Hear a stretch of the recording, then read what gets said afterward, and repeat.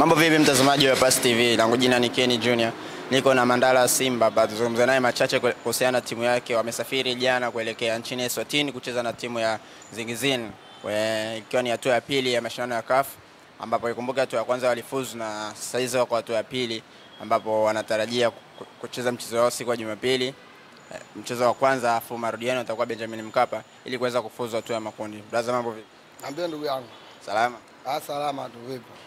Msimamo wa ligi mpo nafasi ngapi? Sisi tukumbushane. Tupo juu pale geleleni. Baridi kali? Tuna enjoy makoti makubwa nini. Na mnyama kishaka juu kumshusha kazi ipo. Bana, mapema sana. Naambia ndugu yangu. Jana mmesafiri kuelekea nchini Eswatini kucheza na Zingizini. Tutarajie mchezo wa namna gani kwenu Simba? Ukizingatia mmetambulisha meneja mpya ambaye atakiongoza kikosi chenu kwa sasa.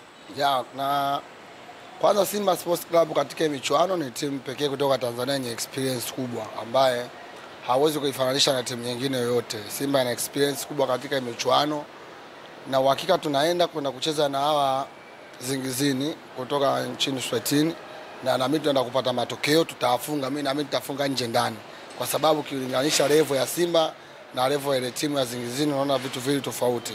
Kwa hiyo tunaenda kucheza, tunaenda hii game tunaenda kushinda, na tukirudi kwa Mkapa hapa na uzuri round hii na mashabiki wanaruhusiwa, tutajaa kwa Mkapa kwenda kuisupport timu yetu kwa ajili ya kupata ushindi. Naamini Simba tunakupata matokeo mazuri katika uwanja huu ambao tunaenda kucheza huko. Kunaitwaje? Kunaitwa tulipoenda? Eswatini. Eswatini. Ndio huko tunaenda kupata matokeo mazuri. Msimu huu mashabiki mmekuwa mkitamba sana kwamba mmesajili kikosi bora, japokuwa kikosi kile kilisajiliwa na mwalimu ambaye aliondoka. Tutarajie mafanikio kwa kupitia mwalimu huyu kwa kikosi hiki ambacho kilisajiliwa na mwalimu ambaye aliondoka Simba.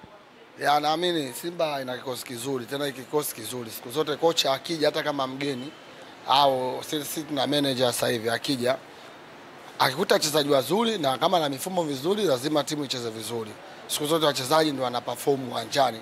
Kocha analeta mbinu, pia analeta mikakati ya ushindi, mifumo mizuri. Ndio naamini huyu kocha ana uwezo wa kuwatumia wachezaji na timu ikapata matokeo mazuri. Kwenye mechi mbili za ligi kuu ambazo Simba alicheza baada ya kocha kuondoka, mliflow vizuri na mlipata matokeo mazuri kwa kupitia kocha alikuwa amebaki pale ambaye ni Selemani Matola. Baadhi ya watu wakawa wamezungumza kwamba ni wakati sahihi wa kumwacha Selemani Matola akiongoza kikosi cha Simba. Kwako binafsi ulitarajia, ulizani ni sahihi kumwacha Selemani Matola akiongoza kikosi cha Simba?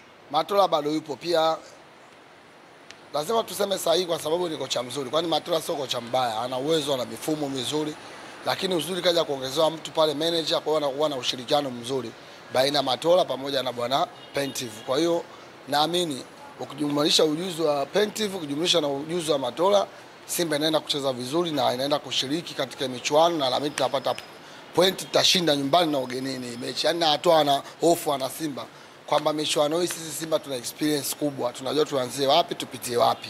Zipo timu za kuziwazia, lakini sio Simba. Ndugu zetu hapo ambao wana ulaki ya kupita tapita vipi, lakini sisi tunajua tunapita. Baada ya kumtambulisha Pantev kama meneja mkuu, maneno yamekuwa mengi sana. Meneja hamna kocha, ana vigezo. Meneja wamekuwa wawili kwenye timu. Hebu zungumzia kidogo, huyu ni meneja ama ni kocha, kama mnachanganya watu? Huyu ni meneja, pia waambie labda watu ambao wanaochanganyikiwa wajaribu kufuatilia timu za Ulaya. Sasa hivi mifumo imebadilika. Sasa hivi kwenye benchi la fundi kuna manager. Neno kocha siku hizi hakuna.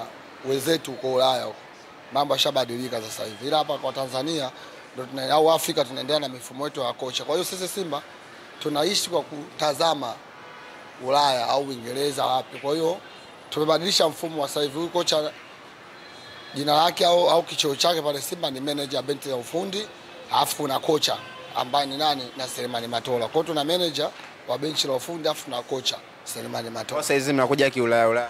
Kama Ulaya vile. Yaani Simba sasa hivi inakuwa inafundishwa kama Ulaya. Kama walikuwa wanasema mlikuwa mna push sana Forza aondoke ili mumchukue. Forza sisi hatuwezi kumtumia, kwanza mifumo yake na Simba vitu vile tofauti. Yule falsafa yake ni mpira kishada. Falsafa mpira wake wa kishada ile nani? Mpira vieta ya kindege. Ndio falsafa yake. Sisi Mpira vieta ni mpira namna gani? si ule mpaa ueleweki, yani limepigwa limeenda limerudi, ndio falsafa yake. Sisi falsafa yetu sisi Simba, mpira wetu sisi wa kuweka chini, kucheza, watu watanue, pasi zipigwe, mpira uonekane, ladha mpira, ndio sifa ya Simba mpira wake. Kwa hiyo yule angekuja Simba Sports Club ingekuwa ugomvi. Kwa hiyo kwa hatuna nia naye wala tu kwa tumwazie. Tayari si kocha tunaye, tuna manager wenye benchi la ufundi, tuna wachezaji wazuri, wachezaji wanajua kucheza mpira vizuri, makocha wanajua mifumo mizuri. Kwa hiyo sisi hatuna cha kuwaza tena huko. Umeona ameongeza kocha mwingine pale kutoka Malawi, kocha wa timu ya taifa ya Malawi. Amesema ana kisuka kikosi chao kizidi kuwa hatari, kisumbue sana msimu. Anaitwa kocha msaidizi mkuu anaitwa. Yaani Yanga hapa nitaenda mbali kidogo mwandishi. Na nitakuja kushangaa kwa nini wenyewe wanasema wamempongeza bwana engineer Ellis kuwa mjumbe ndani ya FIFA, mwenyekiti wa vilabu. Sana nashangaa mjumbe wa FIFA timu yake inafanya vitendo kinyume na mpira unavyotaka. Halafu yuko hapo anashuhudia. Ndio maana kwa na wasiwasi na hivi vyeo. Kweli. Yaani wewe mjumbe wa FIFA, mwenyekiti wa vilabu Afrika, timu yako inafanya mpira tofauti na mpira unavyotaka na wewe unashuhudia. Vitendo vya ajabu vinafanyika kwenye timu yako. Tukimwangalia bwana nani? Tukimwangalia bwana kocha mpya aliyokuja wa Yanga, anapewa thamani kuliko kocha mkuu. Kocha mpya wa Yanga anapewa thamani kubwa. Yaani huko kocha mkuu ni jina tu, kocha mkubwa na foili. Lakini ukiangalia upande wa kocha mkuu katika mazoezi, uwanja wa mazoezi, katika vitendo, huyu kocha msaidizi anafanya vitendo vikubwa kuliko kocha mkuu. Yeye ndo anakuwa kocha kuliko kocha mkuu. Kwa hiyo hivi ni kukosea adabu mpira. Alafu bwana engineer Ellis yupo pale, ambao wenyewe anasema yeye ni mwenyekiti wa vilabu. Vitendo kama hivyo vinaendelea kishuhudia, kocha mkuu akinyanyaswa, akikosewa heshima, akikosewa nidhamu. Umeona bwana. Kwa hiyo mimi nashangaa sana. Kuna watu walisema ni kwamba Folz anaishi na Yanga lakini hawapendani. Hawapendani, sio kama hawapendani. Ule Folz yule alitaka nini? Yanga alitaka kumvunjia mkataba, aliwatajia hela nyingi. Na ndio maana kipindi alienda South Africa, alitaka hela nyingi ili mkataba uvunjwe. Yanga wameshindwa kutoa ile hela. Kwa hiyo kwa kumkomesha ndio maana akamletea kocha mkuu msaidizi. Kwa hiyo pale sasa kocha mkuu mpaka saizi hajulikani ni nani. Si yule pale kocha mkuu msaidizi, yule alokuja yule. Kocha mkuu msaidizi. Mabeli, kocha mkuu msaidizi. Kuelekea sasa mchezo hii ya mashindano ya CAF. Msimu huu tumefanikiwa kuingiza timu 4 mpaka saizi kwenye hatua ya pili tuna timu 4. Kwa mtazamo wako binafsi, unatazama timu ngapi pengine zaweza zikafuzu hatua ya makundi msimu huu? Sioni Yanga kufuzu, sioni Azam kufuzu, sioni Singida kufuzu. Hii mashindano ni makubwa, na ukiangalia Yanga hata mpira wao wanaocheza ulizishi. Hawana ile zile mbinu za kufanya competition uwanjani. Kwa hiyo sioni Yanga ikifuzu katika hatua inayofuata, sioni Azam ikifuzu, wala sioni Singida. Timu pekee ambayo ina asilimia kubwa kufuzu mpaka dakika hii na ina rekodi nzuri na experience kubwa ni Simba Sports Club. Hataki ubaya hizo timu zifeli, ila kwa uwezo wa vikosi vyao nikiona kiufundi, kiutaalamu, siwezi kuona Yanga wakifuzu katika hatua inayofuata. Kujifunza sio dhambi. Nyinyi mmekuwa mkifanya vizuri mara nyingi kwenye mashindano ya kimataifa. Je, ni wakati sasa wao kujifunza kutoka kwenu? Wanunue madaftari, makaunta buku, waje tuwape darasa njia za kupita, wapite waende wapi, kwa sababu Yanga wana rekodi mbaya. Miaka 30 wamecheza robo finali moja club bingwa. Sisi ndani ya miaka 30 tumecheza karibia mara 5. Kwa hiyo kuna big difference kubwa ipo ambayo inaendelea. Kwa hiyo kujifunza sio dhambi. Na kuna ambao ndo wadogo, Singida na Azam wamekuwa na shule, waje na madaftari yao. Waje shule. Wana walimu wazuri pale kwenye vikosi vyao. Sio shida management babu. Je, uongozi wako una mbinu? Unaweza kuwa na kocha mzuri, mbinu huna za kuvuka.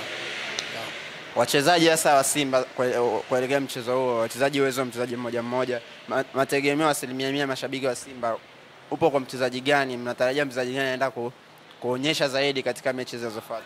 Wachezaji wa Simba wote ni wazuri, kina Morris Blam, kina Selemani Mwalimu, kina Soa, wachezaji wote wazuri, kina mabeki yule beki yule nani yule, wote wachezaji wazuri wa Simba. Naamini Simba itacheza kwa umoja, kwa ushirikiano ili kupata matokeo. Rushaini ana goli 2 ligi kuu, alafu upande wa pili wana striker kama 3 hivi kama sio 4.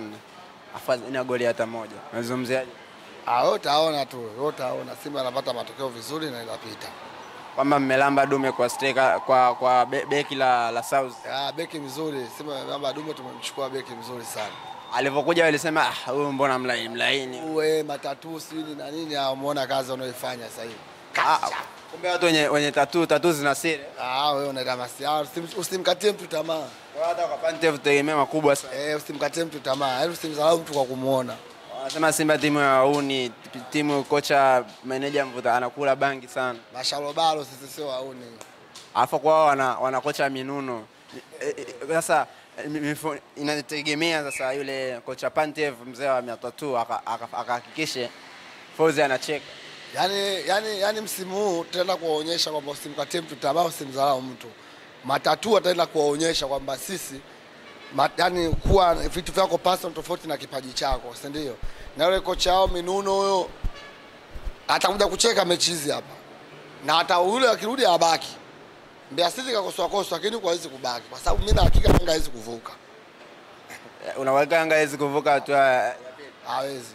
Ana kikosi bora lakini kwa wanavodai. Kuna kitu hamna ubora wote pale. Hamna kitu. Pacome Zouzoua. Hakuna. Pacome mchezaji mzuri. Wamefuzu kule kwa Pacome kweli ni mzuri. Sasa Yanga nzima inamtegemea Pacome. Pacome binadamu anachoka.